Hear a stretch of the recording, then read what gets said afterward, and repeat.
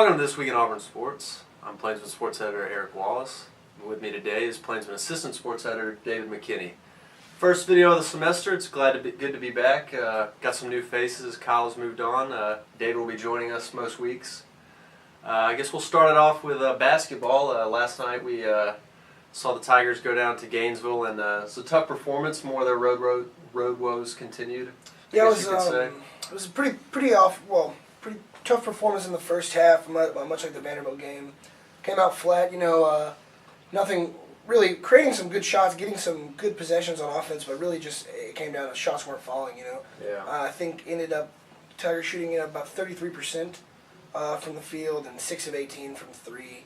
So really just couldn't get the shots to fall. And it continued a theme, they really have struggled on the road to get off to a good start. They fall behind. We saw that with Colorado, now with Vanderbilt, and now with Florida.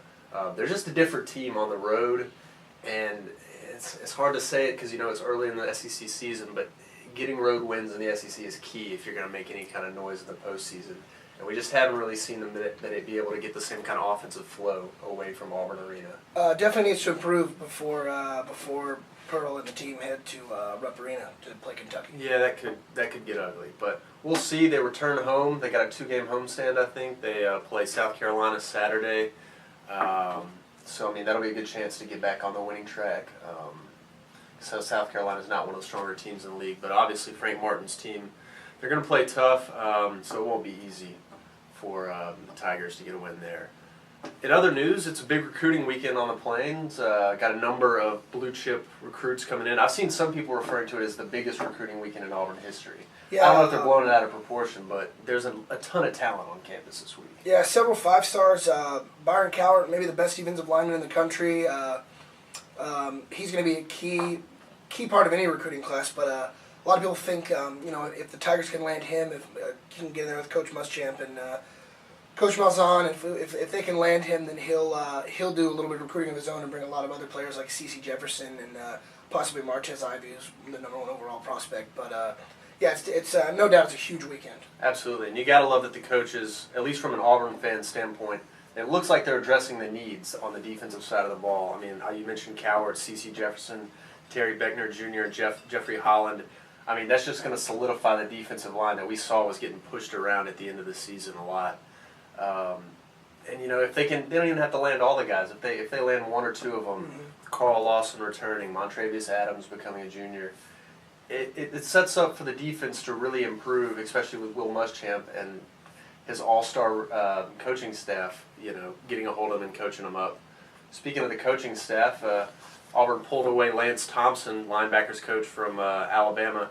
He'll now be in the same position at Auburn, and that's just a big get for Auburn, considering it's a lateral move going from Alabama to Auburn, and he's a proven guy. Yeah, he's a great recruiter. I believe 247 has him as one of the top 5 recruiters in the country, along with running backs coach Tim Horton. So now, less than a month ago till signing day, I believe signing day is February 3rd. I think so, yeah. February 3rd.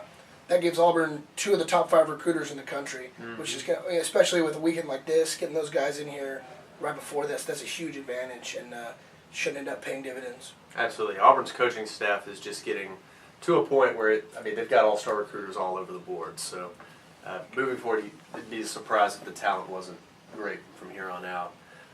In other sporting news, the Auburn women's basketball team, they got off to a hot start this year, but they are now on a 5-game losing streak. They've lost 4 consecutive games to open up SEC play. Tough for Terry Williams Flournoy, but we'll see if they can get back on track. Additionally, the gymnastics team has they're starting up their season. They'll travel down to Florida. I believe they kick it off Friday night. They might do stuff Saturday too.